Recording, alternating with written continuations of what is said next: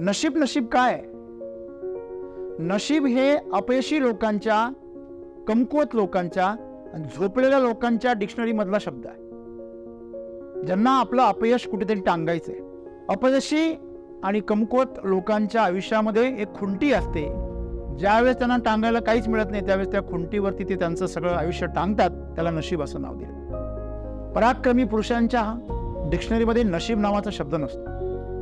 ते स्वतःचं नशीब स्वतः लिहितात. जीतने वाले कुछ अलग काम नहीं करते, वो वही काम अलग ढंग से करते.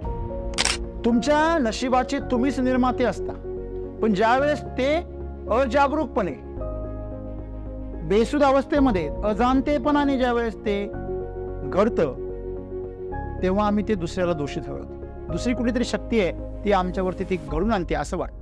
आम्ही जे आमच्या जबाबदारी झटकण्यासाठी जे नशिबाचं जे काय आम्ही खुंटी ठोकून ठेवली ना आमच्या आयुष्यामध्ये, ती खुंटी उपटून फेकणं गरजेचं आहे. हा, तुम्ही ती खुंटी उपटून फेकल्यानंतर तुम्ही निराधार होणार आहे. तुम्हाला आधार राहणार नाहीये. अत्यंत भावनिकतेच्या, परापोटीच्या भावनिक परिस्थितीमध्ये तुम्हाला समाज हा आरसा आहे आणि त्याच्यामध्ये तुम्हाला तुमचं प्रतिबिंब दिसतं. ज्याच्यामध्ये समाजाला चोर दिसतो त्याच्यामध्ये सज्जन पुरुषाला सज्जन दिसतो. म्हणजे आमचं नशीब आमच्या दृष्टिकोनात आहे, आमच्या कर्तृत्वात आहे. तुमच्या जीवनामध्ये जे जे काही घडतं त्याच्या पाठीमागे कुठे परमेश्वर बसलेला नाहीये, कुठे एखादी व्यक्ती बसलेली नाहीये. निमित्त मात्र लोक असतात पुत्रासाठी. ते जे निमित्त असतात ना त्यांचे आभार मानले पाहिजे. त्यांच्या रूपाने ही प्रकृती तुमच्या सोबत संवाद साधत असते. तुमच्या आयुष्यामध्ये चांगलं काही घडत असेल, वाईट घडत असेल, जे काही तुमच्या मनाविरुद्ध घडत असेल, मनाच्या अनुकूल घडत असेल, हे सगळं घडणाऱ्या सगळ्या गोष्टी ज्या आहे या सगळ्या गोष्टींच्या पाठीमागे तुम्ही स्वतः आहात. जर तुम्ही जागरूक राहिलात तर तुम्हाला कळेल का हे मी स्वतः करतोय, माझ्याकडनं घडलं जातंय. आज मला काही जर घडलं असेल त्याच्या पाठीमागं काहीतरी कारण असेल, ते कारण मीच आहे. फक्त मला त्या कारणाचा विसर पडला आहे.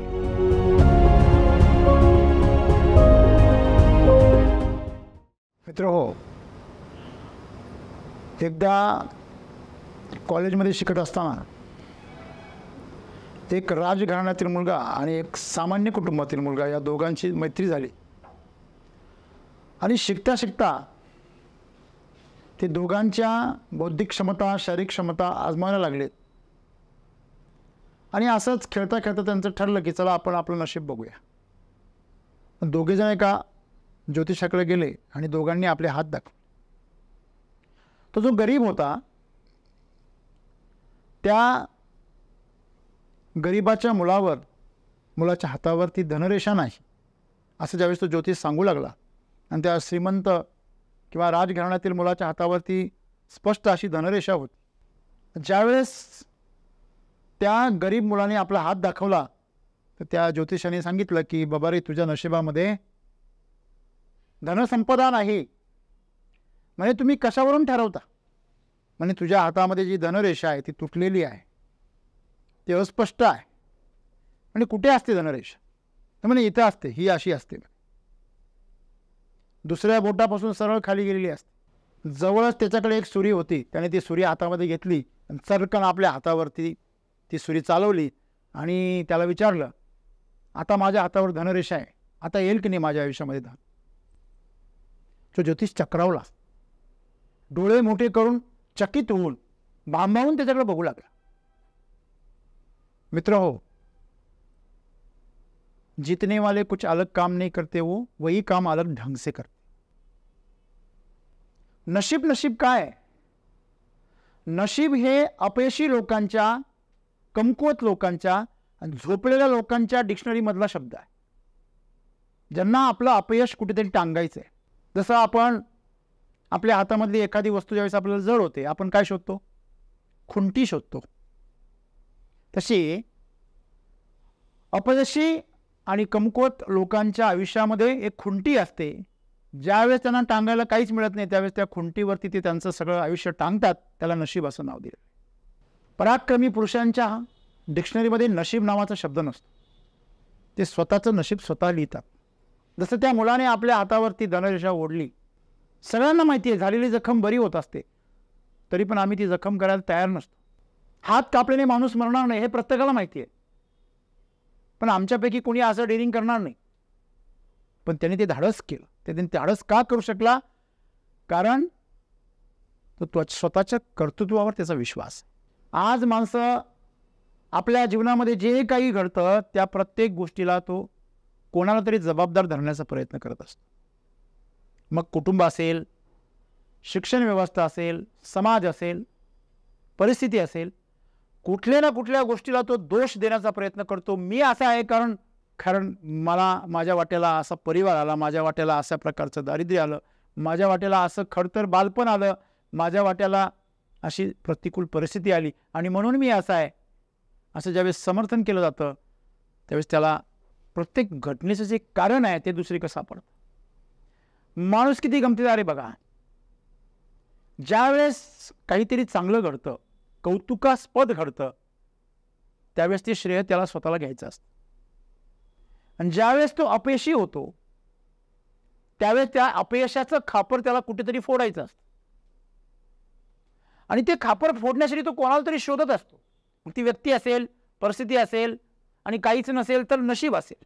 जी माणसं जबाबदारी घेत नाही ना, त्यांच्या डिक्शनरीमध्ये नशीब हा शब्द अगदी ठळकपणे लिहिलेला असतो.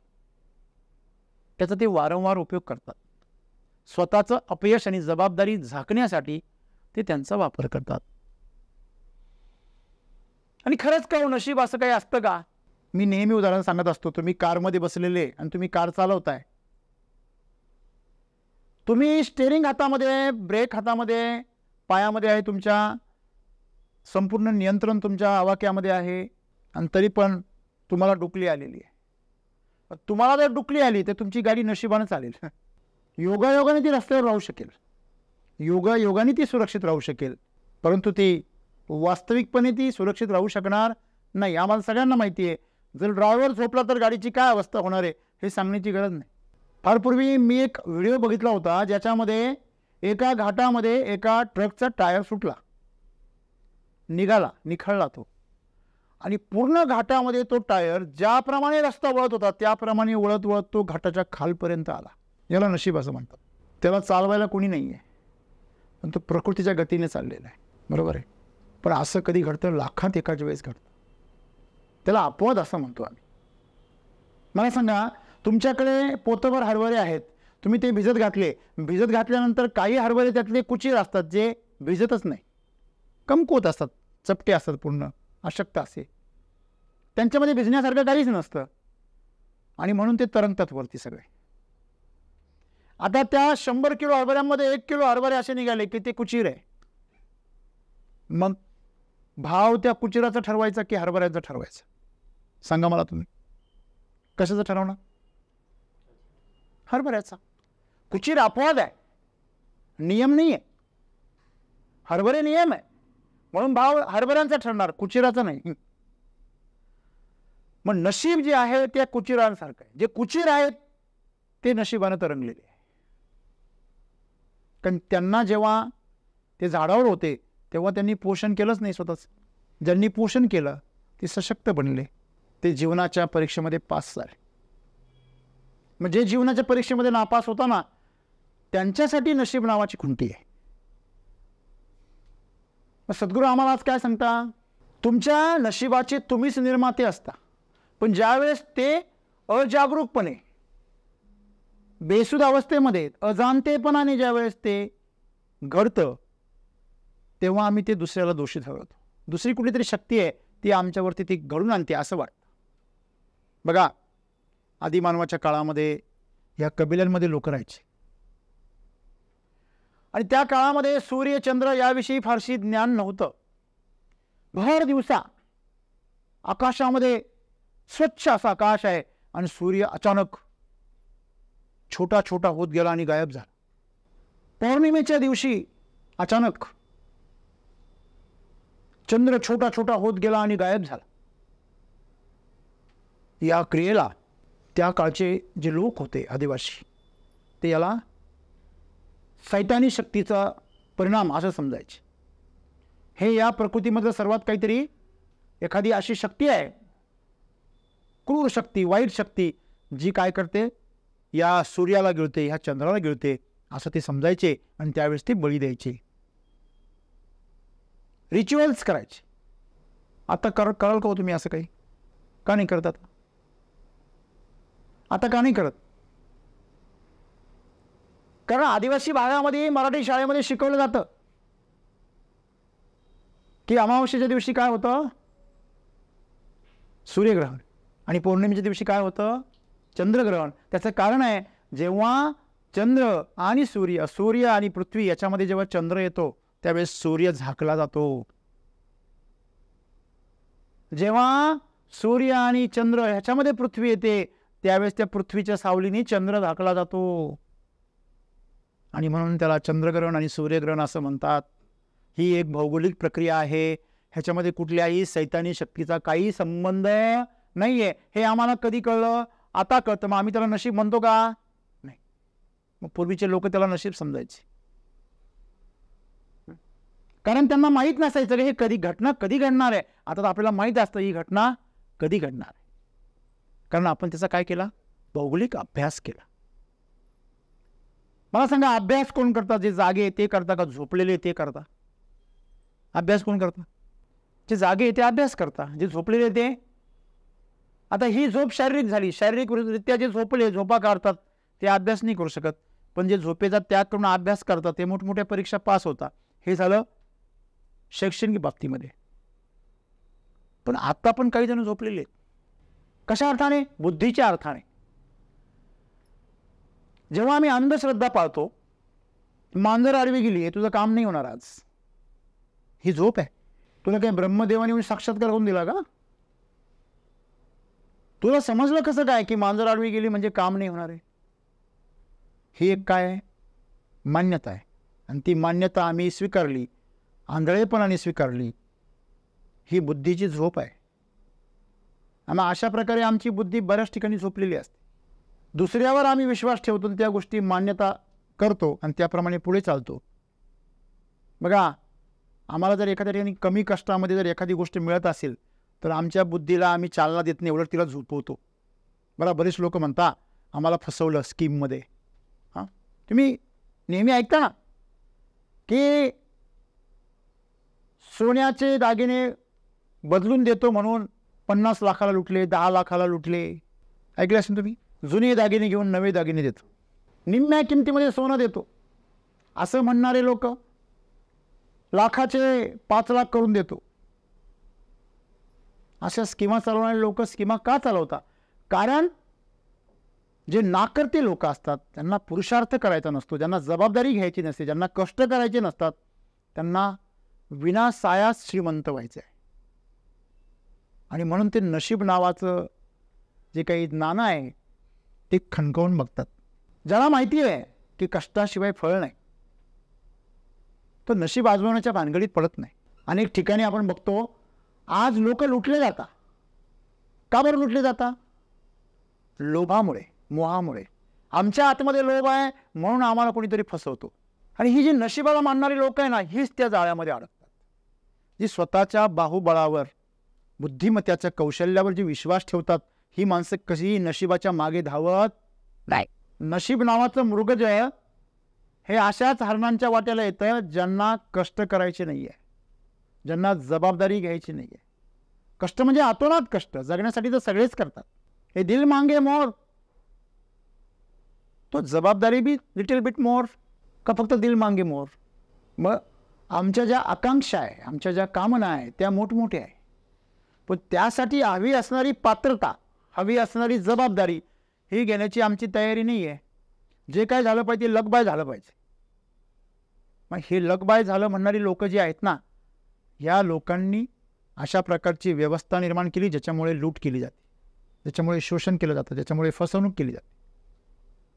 तुम्ही एखाद्या जागरूक माणसाला फसवू शकता का? एखादा माणूस सावध आहे, तुम्ही त्याला फसवू शकता? एखाद्याची सत्सद विवेक बुद्धी जागृत आहे, तुम्ही त्याचं नुकसान करू शकता का? नाही. तर आम्ही नुकसान कोणाचं करतो? ज्याची बुद्धी भ्रमिष्ट झालेली आहे, बावचळलेली आहे, बेवकूफ आहे, मूर्ख आहे, त्याला आम्ही फसवू शकतो. शहाण्याला फसवणं शक्य नाही. कारण शहाण्यामध्ये आणि मूर्खामध्ये फरक एवढाच आहे, हा जागृत आहे शहाणा आणि मूर्ख झोपलेला आहे. त्याची बुद्धिमत्ता जी आहे ती झोपलेली आहे. लोक सहज बोलता बोलता म्हणता, अरे काही डोक्याचा भाग आहे का नाही? काही डोक्याचा भाग आहे का नाही म्हणजे काय? जागृत आहे का नाही तू? डोकं तर सगळ्यांना आहे. पण ते वापरता की नाही तुम्ही? मित्रांनो, आमच्या जीवनामध्ये घडणाऱ्या प्रत्येक घटनेच्या पाठीमागे आम्हीच आहोत. ही जबाबदारी ज्या दिवशी तुम्ही घ्याल त्या दिवसापासून तुमचं नशीब तुमच्या हातात राहील. जबाबदारीचं दुसरं नाव नशीब आहे, लक्षात ठेवा. ज्याने जबाबदारी हातामध्ये घेतली त्याचं नियंत्रण स्वतःच्या हातामध्ये आहे. ज्याचं नियंत्रण स्वतःच्या हातामध्ये, त्याची पूर्ण शिल्पकार तो स्वतःचा घडणार आहे. तुमच्या जीवनाला घडवण्यासाठी छन्नी आणि हातोडा तुमच्या हातात पाहिजे. जीवन घडवायचं तुम्हाला, आणि छन्नी हातोडा मात्र दुसरं कोणीतरी हातात घेतला पाहिजे. म्हणजे आम्ही परत त्यांच्या नावाने बोंबा ठोकायला मोकळे. ही जी जबाबदारी आहे, ही जबाबदारी आम्ही जर स्वीकारली तर मला वाटतं या अज्ञात शक्ती क्षणामध्ये गायब होतील. या अज्ञात शक्तींच्या बळावर आज अनेक लोक बिनधास्त आहे. एखाद्याने चांगले कष्ट केलेले, अभ्यास केला आणि चांगले जर मार्क्स मिळवले, एखादा चांगला परीक्षेमध्ये पास होऊन कलेक्टर झाला, काय नशीब काढलं पोरांनी, बरोबर आहे. काय कर्तबगारी गाजवली, काय पुरुषार्थ केला, काय कष्ट केले, मेहनत केले, असं कोणी बोलत नाही. काय नशीब काढलं हे कोण बोलतं? कष्ट केले हे सुजाण लोक बोलतात, आणि अज्ञान लोक काय म्हणतात? काय नशीब काढलं. म्हणजे घटना एकच घडलेली आहे, वेगवेगळ्या लोकांचा वेगवेगळा दृष्टिकोन आहे. मग मला सांगा, अज्ञान लोकांचा दृष्टिकोन योग्य आहे का? नाही, असू शकत नाही. अज्ञान माणसाचा पायाच मुळात जळमळीत आहे. आणि म्हणून आम्ही जे आमच्या जबाबदारी झटकण्यासाठी जे नशिबाचं जे काय आम्ही खुंटी ठोकून ठेवली ना आमच्या आयुष्यामध्ये, ती खुंटी उपटून फेकणं गरजेचं आहे. हां, तुम्ही ती खुंटी उपटून फेकल्यानंतर तुम्ही निराधार होणार आहे. तुम्हाला आधार राहणार नाही आहे. अत्यंत भावनिकतेच्या, पराकोटीच्या भावनिक परिस्थितीमध्ये तुम्हाला आधार राहणार नाही आहे. तुम्ही कोलमडू शकता, परंतु त्या कोलमडण्यामध्येच तुमचे हातपाय हलवण्याची क्षमता निर्माण होणार आहे. जोपर्यंत तुम्हाला तुमची सेफ्टी टूल्स बांधलेले आहे, नशीब म्हणजे एक सेफ्टी टूल आहे फक्त, बस. ते का निर्माण केलं गेलं? कारण जे भोळी बाबळी लोक आहेत, जी खूप सामान्य बुद्धिमत्तेचे, कमकुत भावनेचे लोक आहेत, त्यांनी स्वतःचं नुकसान करू नये म्हणून नशीब नावाची खुंटी ठोकली गेली. फार कमजोर आहे, आपलं ओझं ते सांभाळू शकत नाही, कोसळून पडतील खाली, म्हणून त्यांच्यासाठी ती खुंटी आहे. ही सर्वांसाठी नाही आहे. मला सांगा, व्हीलचेअर कोणासाठी असते? व्हीलचेअर कोणासाठी असते? जो आपल्या पायावर उभा राहू शकत नाही, चालू शकत नाही. आता आम्ही दिल्लीला गेलो होतो, म्हणजे इथं नेहमीच बघायला मिळतं, व्हीलचेअरवरती काही लोक येतात आणि एकदा चेक इनमध्ये आले का तिकडून पुढे चालत जातात. मी कधी कधी गमतीने बघतो, म्हणजे जे खरोखर डिसेबल आहे त्यांच्यासाठी असलेली सुविधा मानसिक दृष्ट्या डिसेबल असलेले लोक पण वापरतात. फक्त आळस. त्यांना असं वाटतं की ही सुविधा वापरल्याने माझं शरीराची मी काय करेल, बचत करेल. पण त्यांना हे कळत नाही, ते त्यांचं नशीब आणखीन खराब करून राहील. शरीराचा नियम असा आहे, तुम्ही जेवढं वापराल तेवढं ते सक्षम होतं, आणि जेवढं तुम्ही त्याला कमी वापराल किंवा त्याला तुम्ही आळस द्याल, त्याला आराम द्याल, तेवढं ते रोगी बनतं. शरीराचा जेवढा वापर करतात ना लोक, तेवढे ते जास्त निरोगी राहतात. काल परवा आम्ही एका शेतामध्ये फिरायला गेलो होतो. तिथे एक म्हातारे बाबा होते, 75 वर्षाचे, आणि काठी घेऊन चालले होते एका कॅनॉलच्या कडेकडे. त्यांना विचारलं माझ्याबरोबर असलेल्या व्यक्तीने की काय बाबा, अजूनही तुम्ही फिरता? मग त्यांनी उत्तर फार सुंदर दिलं, मी जोपर्यंत फिरतोय ना तोपर्यंत जिवंत आहे. मी जिवंत आहे म्हणून फिरत नाही आहे, मी फिरतोय म्हणून जिवंत आहे. हे शरीराचं वर्णन आहे. आणि म्हणून माझ्या ज्या शरीराचं नशीब आहे ते माझ्या हातात आहे. माझ्या मनाचं जे नशीब आहे, बुद्धीचं नशीब आहे, ते माझ्या हातात आहे. मी तिचा जेवढा वापर करेल तेवढं ते, जेवढी जबाबदारी घेईल स्वतःवर. माझी मुलं माझी काळजी घेत नाही, माझे वडील माझी काळजी घेत नाही, समाज माझी काळजी घेत नाही, ही शिक्षण व्यवस्था अशी आहे, हे तमुक तसं आहे, माझा मित्रपरिवार असा आहे, हे असं आहे, ही व्यवस्था सगळी फ्रॉड आहे. ह्या सगळ्या गोष्टी किती सत्य आहे हे महत्त्वाचं नाही आहे. तुम्ही तुमच्या आयुष्याची जबाबदारी घेता की नाही हे महत्त्वाचं. मला सांगा, एक व्यक्ती एका सद्गुरूंकडे तक्रार करत होता, म्हणे आता जो समाज आहे म्हणे फार वाईट आहे, म्हणे फार क्रूर आहे, फार निर्दयी आहे, ही सामाजिक परिस्थिती फार भयंकर झालेली आहे म्हणे. जगण्याची इच्छा होत नाही महाराज. महाराजांनी फार सुंदर उत्तर दिलं. समाज हा आरसा आहे आणि त्याच्यामध्ये तुम्हाला तुमचं प्रतिबिंब दिसतं. तुम्ही जर एखाद्या गावामध्ये गेलात आणि तुम्ही जर दारुडे असाल, तुम्हाला दारूचा अड्डा पहिला दिसतो, दारुडेच दिसतं फक्त. तुम्ही जर आध्यात्मिक व्यक्ती असाल तर तुम्हाला त्या गावामध्ये जो हरिनाम सप्ताह चाललेला आहे ज्या मंदिरामध्ये, त्या मंदिराची ओढ दिसेल, त्याकडे जाणारे वारकरी लोक दिसतील. तुम्ही जर राजकारणी असाल तुम्हाला राजकारणी लोक दिसतील त्या गावातले. म्हणजे जर एखादा साधू त्या गावामध्ये आला तर त्याला ते अभंग आठवतील, त्या अभंगाकडे त्याचं लक्ष जाईल आणि तो ओढला जाईल त्या मंदिराकडे, त्या सप्ताहाकडे. पण त्याला माहिती पण नाही या गावामध्ये जुगारी लोक राहता, या गावामध्ये दारुडे लोक राहता, या गावामध्ये राजकारणी लोक राहतात, हे त्याला काय माहिती नाही. बघा, एकदा एक सुंदर घटना घडली. एक योगी होते आणि त्या भागामध्ये तेवीस राजे राजवाडे असायचे त्या काळामध्ये. एक योगी होते आणि त्या योग्यांचं नाव खूप प्रसिद्ध होते आणि ते संसारिक होते. एकदा काय झालं, त्यांच्या घरी चोर आला. चोर आल्यानंतर त्याने पाहिलं, अरे हा तर भिकारी, ह्याच्याकडे काहीच नाही. दरवाजा वाजला म्हणून हे उठले आणि त्यांनी पाहिलं तर चोर उभा. तो म्हणे, कोण आहेस? म्हणे, मी चोर आहे. म्हणे, थांब. असं त्याला कोणी दरडून कधी बोललं नव्हतं. तो थांबला. रिकाम्या हाताने काय परत चाललास? म्हणे, माझा प्रभू मला काय म्हणे? म्हणे, मग काय करू? म्हणे, माझ्याकडे ही घोंगडी ती घेऊन जा. चोराला असा कधी माणूस भेटला नव्हता. तो म्हणे, नाही महाराज, म्हणे मी चुकून इकडे आलो, म्हणे मला जाऊ द्या, मागे फिर, तुला आदेश आहे, ही घोंगडी उचल. त्यांनी ती घोंगडी उचलली, बाहेर गेला. थांब, दरवाजा लावू नको. म्हणे, का? धन्यवाद दे, आभार मान माझे. तो घाबरून गेला. तो म्हणे, पनवती मी सगळ्यांसाठी पनवते, माझ्यासाठी पण कोणीतरी पनवते. तो म्हणे, याची पहिली सुटका करा. धन्यवाद म्हणे महाराज. परत म्हणे, थांब. म्हणे, आता काय? म्हणे, दरवाजा लावून घे. कट्टकट नको म्हणून त्यांनी दरवाजा लावला आणि निघून गेला. म्हटलं, सुटलो बाबा एकदाच. त्याला असा माणूस कधी आयुष्यात भेटला नाही. थेट घरी गेला, विचार करत बसला. जाताना घोंगडी पाहिली लोकांनी. प्रसिद्ध होते योगी, राजाने सुद्धा ती घोंगडी पाहिलेली होती. त्याला पकडलं गेलं. पकडल्यानंतर तिला शिक्षा ठोठवण्याची तयारी सुरू झाली आणि ते जे योगी होते त्यांना आमंत्रण दिलं.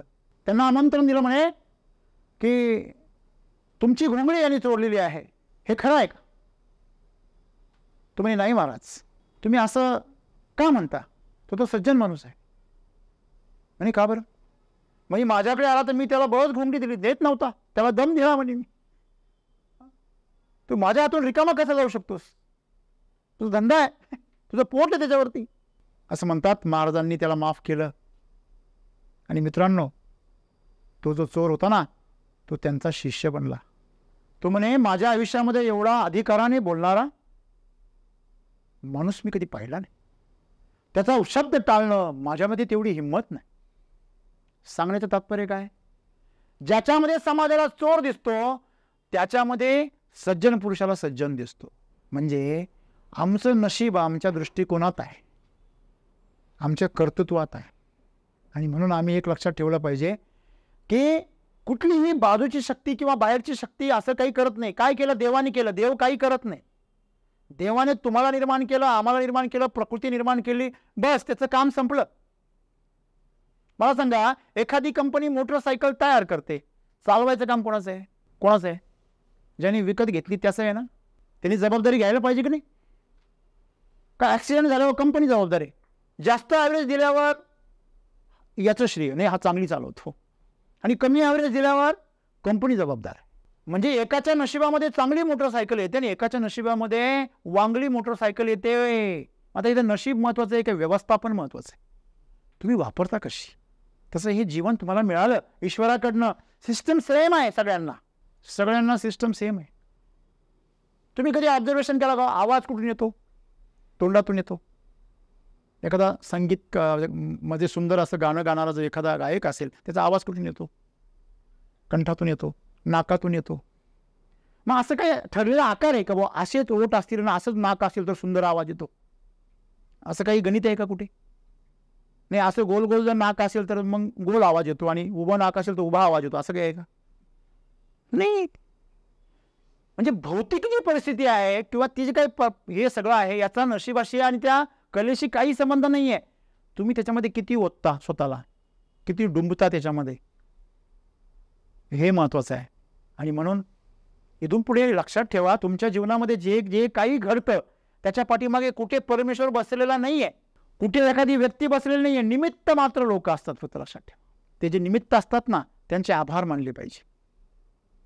त्यांच्या रूपाने ही प्रकृती तुमच्यासोबत संवाद साधत असते. कळतंय का तुम्हाला?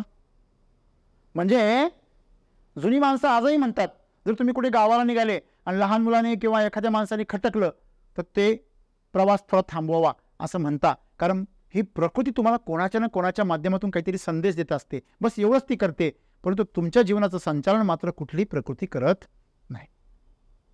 आणि म्हणून तुमच्या आयुष्यामध्ये चांगलं काही घडत असेल, वाईट घडत असेल, जे काही तुमच्या मनाविरुद्ध घडत असेल, मनाच्या अनुकूल घडत असेल, हे सगळं घडणाऱ्या सगळ्या गोष्टी ज्या आहे या सगळ्या गोष्टींच्या पाठीमागे तुम्ही स्वतः आहात. जर तुम्ही जागरूक राहिलात तर तुम्हाला कळेल का हे मी स्वतः करतोय, माझ्याकडनं घडलं जातंय. आज मला काही जर घडलं असेल त्याच्या पाठीमागं काहीतरी कारण असेल, ते कारण मीच आहे. फक्त मला त्या कारणाचा विसर पडला आहे. आपण एखाद्याकडनं घेतलेले पैसे आपण विसरून जातो, एखाद्याने केलेले उपकार आपण विसरून जातो, पण एखाद्याला दिलेले पैसे नाही, एखाद्यावर केलेले उपकार मात्र आपण कधी विसरत नाही. हे बरोबर आहे? बरोबर आहे ना? पण प्रत्यक्षात याच्या उलटं घडायला पाहिजे. जे तुमचं नाही आहे ते तुम्ही दिलं, त्यात उपकार कसले? पण जे तुमचं नव्हतं ते तुम्हाला मिळालं, याच्यामध्ये मोठे उपकार आहे. एक छोटंसं उदाहरण घेऊया आपण. एक व्यक्ती एक चित्र काढतो, त्याची 100 रुपये सुद्धा किंमत नाही, आणि दुसरा व्यक्ती तेच चित्र काढतो, त्याची लाखो रुपये किंमत. म्हणजे इथं किंमत जी घडते तिला काही व्हॅल्यू नाही आहे, चित्राला महत्त्व आहे, परंतु समाजामध्ये मात्र व्हॅल्यूला महत्त्व आहे. कळतंय का तुम्हाला? समाजामध्ये किमतीला महत्त्व आहे आणि प्रत्यक्ष चित्रामध्ये, कलेमध्ये चित्राला महत्त्व आहे. बरोबर आहे? हे बरोबर आहे. पण ज्याला जास्त पैसे मिळाले आम्ही त्याला काय समजतो? नशीबवान समजतो. अरे ठीक आहे ना, त्याला पैसे मिळाले, पण त्या पैशातून त्याने जे काही खरेदी केलं त्यातून त्याला सुख मिळालं का हे तर पहा. हे कोणी बघतं का? नाही. किती पैसे मिळाले हे बघतो आम्ही. फक्त ग्लॅमर बघतो, प्रसिद्धी बघतो. प्रसिद्धीच्या पलीकडे त्यांचं जीवन काय आहे याची गुणवत्ता आम्ही काही तपासतो का? आम्ही मंत्र्या-संत्रांचा ऐशोआराम बघतो, सगळं बघतो, पण त्याच्या आतमध्ये त्यांच्या जीवनामध्ये गुणवत्ता आहे का हे बघतो का? नाही. आज ज्या पद्धतीनं राजकीय क्षेत्रामध्ये भाषाशैली वापरली जाते, ज्या पद्धतीने आज राजकीय क्षेत्रामध्ये फक्त त्यांच्यामधले हे दावे, त्यांच्यावरती मारले एकमेकांवर केलेले आरोप, ह्याच्यामध्ये त्यांनी सर्व मीडिया रंगून ठेवलेला आहे. ज्यांच्याकरता सत्ता आहे, ज्यांच्यासाठी आवाज उठवायचा आहे, त्याच्यासाठी कोणालाच वेळ नाही.